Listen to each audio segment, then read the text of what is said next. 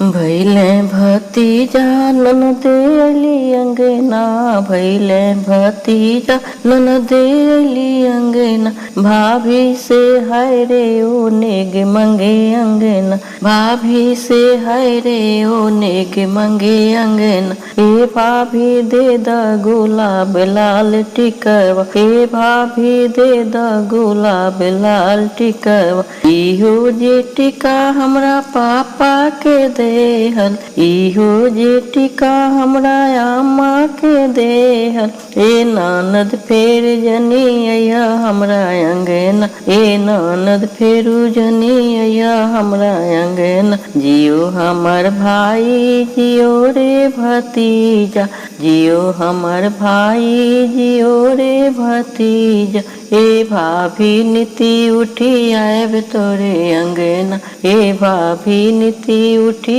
आएब तोरे अंगना। ए भाभी सगुना मनाएब तोरे अंगना, भी सगुना मनाएब तोरे अंगना। भैले भतीजा ननदे अली अंगना, भैले भतीजा ननदे अली अंगना। भाभी से हाय रे ओ नेग मंगे अंगना, भाभी से हाय रे ओ नेग मंगे अंगना।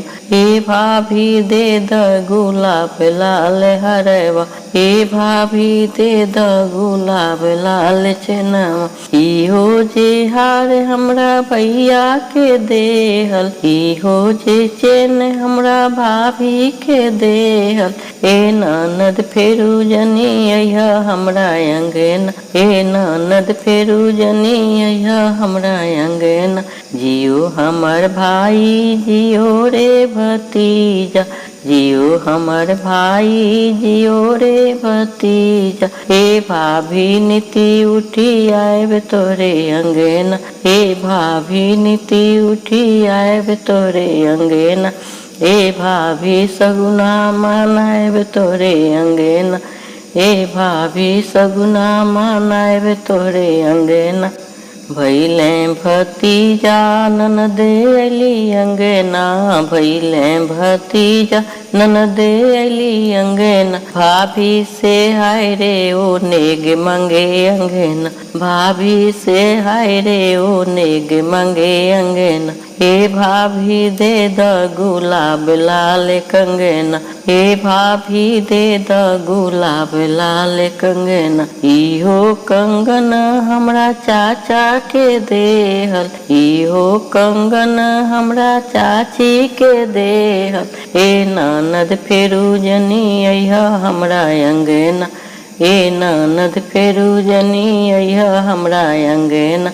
जियो हमर भाई जियो रे भतीजा, जियो हमर भाई जियो रे भतीजा।